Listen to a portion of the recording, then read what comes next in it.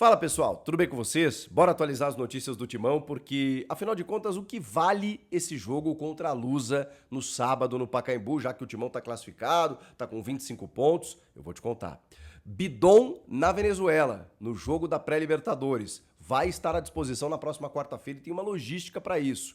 E o depoimento lindo, emocionante de Rodrigo Garro antes de entrar em campo diante da equipe do Santos. Chega mais, eu sou o Chico Garcia, inscreva-se no canal e vamos juntos.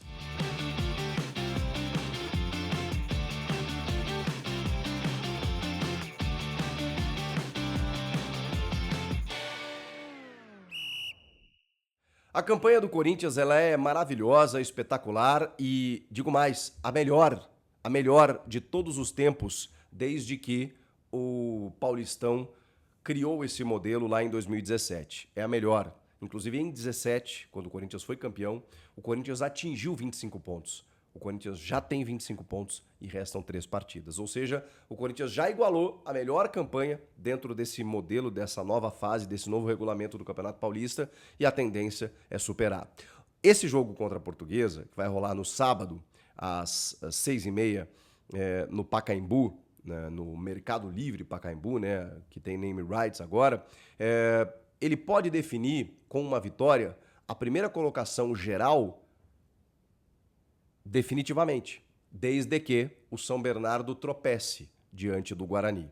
É um pouco mais difícil, o São Bernardo é uma das boas equipes do interior paulista, ou do ABC, né, do Campeonato Paulista como um todo, joga em casa diante do Guarani.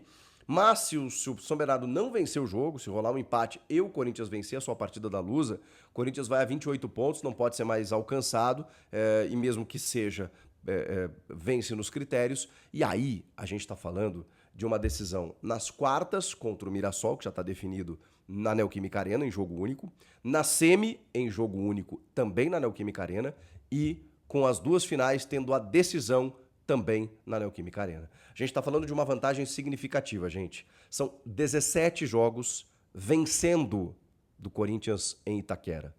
Não são jogos de invencibilidade, são jogos vencendo. São 17 jogos em sequência que o Corinthians vence com mais de 40 mil torcedores sempre apoiando, com o recorde batido agora diante do Santos de 48 mil pessoas presentes.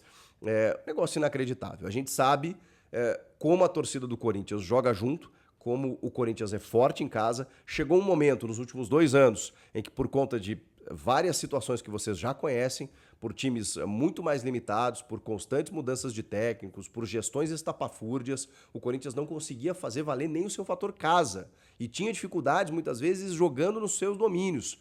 Pois isso mudou. Do ano passado para cá, o Corinthians tem sido muito forte, dentro e fora de casa, mas em casa, cara, em casa é praticamente imbatível. Então, se você decide em casa, não está proibido de daqui a pouco no empate, vai para pênalti, enfim, o futebol tem dessas coisas. Mas a tendência, a vantagem, ela se torna muito grande na medida em que o time sabe utilizar da sua força local. E é o que tem acontecido com o Corinthians. Então, confirmar essa liderança geral a ponto de não ser alcançado por ninguém, independentemente do adversário que o Corinthians pegar nas quartas, na semi ou na final, ele vai decidir em casa. E isso, sim, é importante. Por isso, o Corinthians tem uma pré-Libertadores na semana que vem, mas esse jogo contra a Portuguesa, ele ganha também um ingrediente a mais. Tem a questão aí de você ir para a Venezuela com um pouco mais de confiança se você ganha o jogo. Tem a questão do Campeonato Paulista, de não deixar os outros se aproximarem e você já conquistar essa liderança geral para garantir essas coisas. De daqui a pouco meter uma pontuação aí recorde, né? Inclusive, batendo inclusive o Palmeiras dos últimos anos, né? Que foi, assim, avassalador nas fases de grupos do Paulistão, onde venceu o tricampeonato. Então tem algumas metas mais específicas, alguns objetivos mais pontuais que o Corinthians pode entender como interessantes nesse jogo diante da Luzinha da Portuguesa, que é sempre interessante ver na Série A do Campeonato Paulista. Pois bem, depois disso, o Corinthians joga sábado, domingo tem mais um treinamento, né? Aliás, deve dar aquele descanso, né, para quem jogou e tudo mais e tal. Na segunda-feira rola mais um treinamento, uma atividade e viagem para Venezuela, onde na quarta-feira o Corinthians encara a Universidade Central da Venezuela no jogo de ida dessa segunda fase da Libertadores, o que a gente chama de pré-Libertadores, que os brasileiros têm em duas etapas. Essa fase e a próxima, para só então entrar na fase de grupos.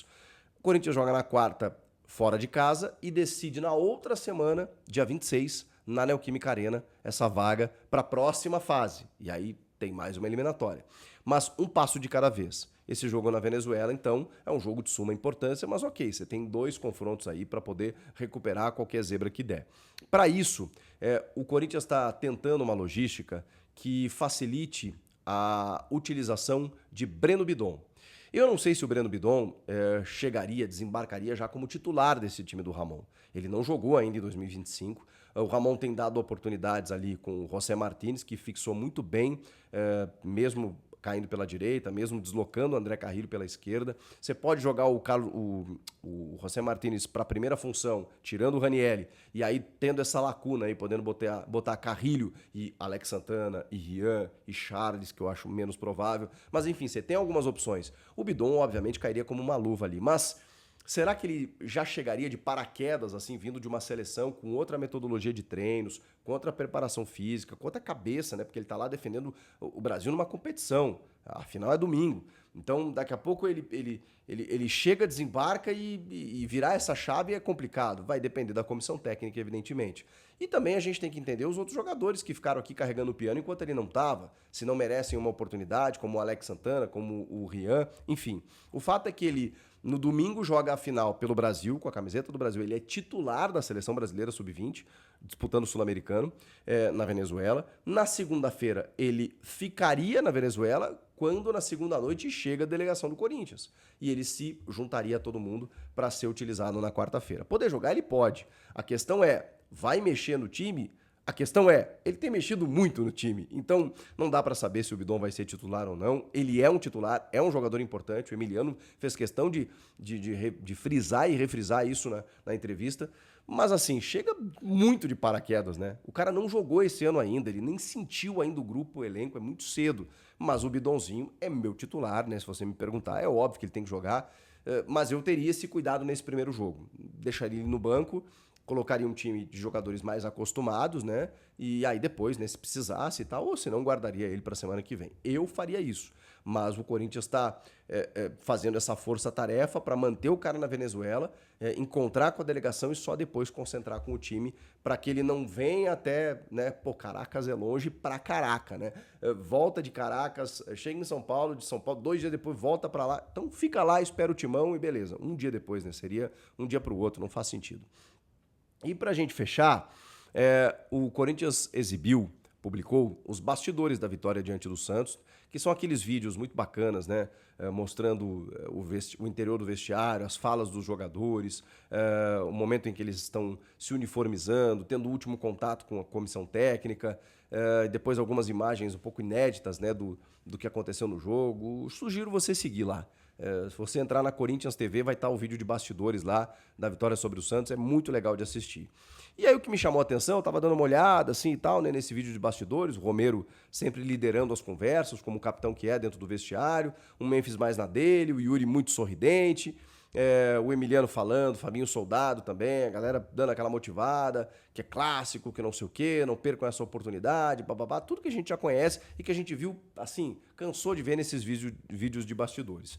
O que me chamou a atenção foi porque foi o primeiro jogo do Garro como titular. O Garro ficou afastado para tratar de uma tendinite no joelho, mas também falamos aqui que a cabeça de Rodrigo Garro precisava de um refresco, precisava de um descanso, por tudo que aconteceu na Argentina no final do ano passado. Então, era muito arriscado você colocá-lo imediatamente no campo com todos esses problemas, né? Um problema físico e um problema psicológico. Não fazia sentido. Então, o Corinthians foi resolvendo aos poucos todas essas questões, e o Garro foi se sentindo mais à vontade, foi se sentindo bem. Aí teve a questão da camisa, né? Que ele ficou com a 8, o Memphis ficou com a 10, mas o clube conseguiu, eu acho que essa é uma grande vitória, conseguiu vender, né, ao jogador, ao Garro, de que a camisa 8 ela é simbólica e muito importante para o clube. E ele, cara, ele introjetou isso, ele realmente absorveu isso de uma forma muito positiva. E aí a gente, nesse vídeo, né, nessas imagens e tal, mostra o túnel, os jogadores reunidos no túnel antes de subir. E o Garro não tinha falado, pelo menos nas imagens de bastidores que a gente recebeu dentro do vestiário, né, com os caras que mais falam naquele momento, o Garro não tinha pedido a palavra nem nada. Nesse momento no túnel, o Garro fala que passou por um momento muito ruim na vida e que a preocupação dele era se ele iria conseguir voltar a jogar futebol. Tamanha a dificuldade que ele passou. E ele disse, estamos aqui agora, não normalizem o que é jogar no Corinthians. Encarem isso como uma forma positiva. Não normalizem jogar e viver o que a gente está vivendo. Ele agradece, só por causa de vocês eu estou aqui. Eu não sabia se eu ia voltar para minha família, se eu ia conseguir olhar para minha família, se eu ia conseguir voltar a jogar futebol, mas eu estou aqui por vocês. Cara, ele fala isso pro grupo, o Hugo dá um abração nele e eles entram.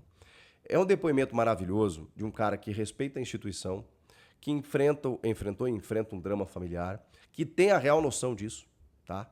Que trabalha também com essa questão motivacional para estar bem, é o chamado tudo vai dar certo, né? Que a torcida diz ao Garro, que o Garro diz à torcida, nessa sinergia entre torcida e jogador, que é muito bonita e muito rara de acontecer.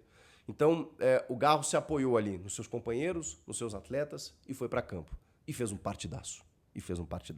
Então, assim, bonito de ver a identificação do Garro com a fiel torcida, com o clube que ele hoje está jogando, e especialmente a maneira como ele consegue interferir no jogo, influenciar no jogo, viver aqueles 90 minutos, é o que o Rodrigo Garro está me mostrando. Então, cara, que bonito, de verdade. O Garro merece essa tranquilidade para que ele possa desenvolver futebol e aí a gente vai ver muitas alegrias, viu? Porque, ó, Garro, Memphis e Yuri, já falei isso no outro vídeo, não vou me tornar repetitivo, tá na minha rede social aí, o melhor trio ofensivo do Brasil.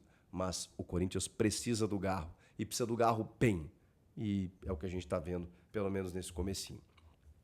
Comentem aqui o que vocês acham de tudo isso. Inscreva-se no canal e eu volto na próxima. Tchau!